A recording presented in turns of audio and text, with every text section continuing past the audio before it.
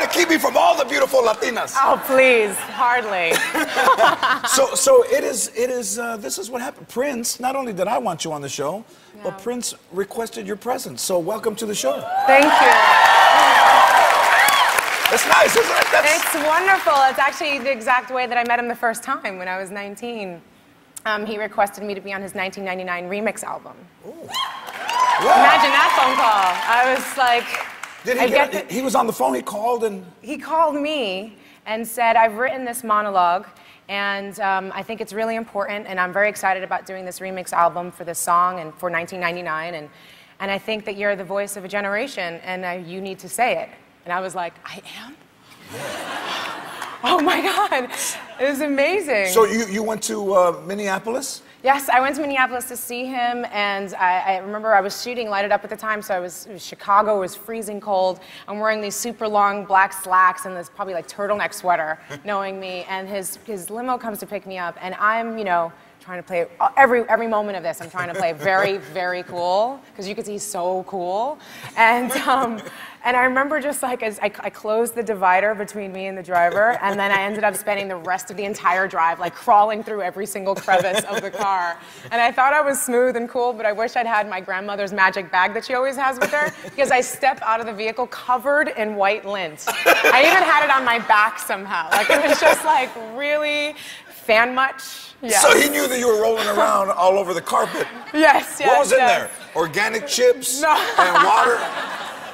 Very clean, very Hummus. good. No, there was no surprises. But you know, I've been such. He inspires me so much, and I'm so grateful that he had me He's here today. You inspirational. can see it. His you feel presence. It. He's so much love, so much talent, so much presence, and all the moments and the years that we've known each other that he's shown up in my life have been so great. And I think I've really taken, I was thinking about it watching him talk tonight and just going, you know, that really stayed with me, hearing him call me and say, I think you're the voice of a generation. And I think that's been something that I've carried so strongly with me. And one of the reasons why I think when I co-founded Voto Latino in 2004, that it's propelled me so strongly with that organization, because that's what voting is about, is people using their voice. And I've just passed what he's done. I thought about it tonight. I've passed it forward, you know, like, you are the voice of your generation. That's what you're doing. That's right.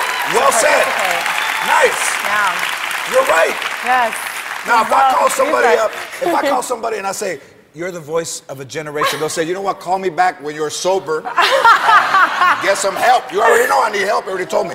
So I'll follow you on Twitter, and I know that you love adventure. You're enjoying everything about life. Yes, very I like much that about so. you. Have you ever been in a situation where you're like, how the hell did I end up here? Many, many times. Like, and if you come and follow me on Twitter, you'll see it's not all like census stuff. Though I've had people be like, "Yo, I think someone hacked into your account," because they keep asking me about the census. I'm like, that's me. I'm really concerned. But I tweet like really outrageous stuff, and I do kind of outrageous stuff too, because I just, you know, as he says, like, you're just kind of walking the planet. I want to experience it. So I've skydived, I've scuba dived, I volunteer, I'm political, I'm an entertainer, and I kind of just doing it all. Now, so I remember the scariest one was running with the bulls in Pamplona. You ran with the bulls? Yeah. It was kind of like one of those things. I remember hearing about it because I know women weren't allowed to run with the bulls in Pamplona in Spain for many, many years. And then the law changed, the rule changed. And I remember being like, oh, I can? Okay. Wow. It was one of those lessons in when you can do something doesn't mean you should. Very, very scary. But you know, most people do it drunk. Were you intoxicated?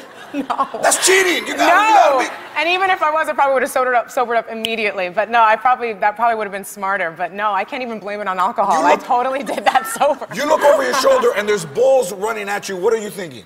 I hope I don't have a horn colonic. Like, seriously?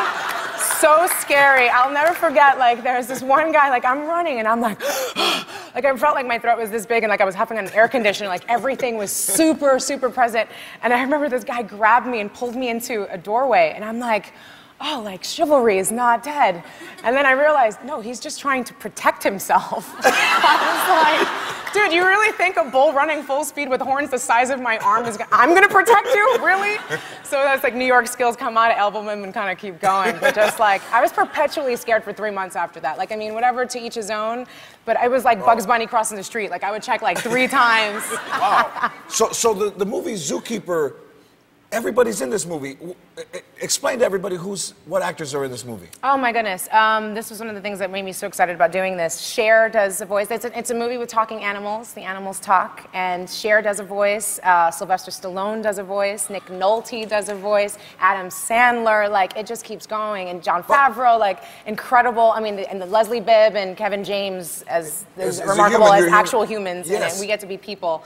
But, like, just so cool. Who does Stallone do? The lion, of course. He does the lion? Of course. Have you seen the movie? I have seen the movie. It's awesome. How does Sylvester Stallone sound as a lion? I mean... And Cher's his wife, the lioness. It's pretty amazing, actually. You just want to watch the whole movie or just watching them have a conversation. Like, please let that be true. we have a clip here. Would you set it up? I think you and Kevin are in this clip. Yes. Oh, this is... Kevin's trying to get back with the woman that he loves, and so the animals have broken their code of silence to give him tips. And so this is the wolf teaching him how to be an alpha male by marking his territory. Oh, okay. Everybody take a look at this. Oh, hey, Kristen, Rebecca and I are going. Hey! Whoa! Hey! It's gonna be very hard to unsee that. I'm sorry about that. You know what happened? The wolf got stung by one of Venom's scorpions, and then he started limping. Bad. Oh, and the urine will neutralize the poison. Exactly. And that's why I did it. You know, just peeing on him for his health. Okay. Well, when you finish, I'll give him an antihistamine just to be safe. Sounds good. All right, go ahead. Hmm? Go ahead. Soak it. Make sure you get the whole area.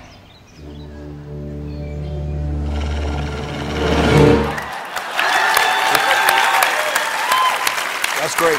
Will you stay for Prince's last song? Yeah. Will you stay and when we dance together? Ooh, okay. Zookeeper opens July 8th. Rosario Dawson, everybody, when we come back, another performance from the one and only Prince.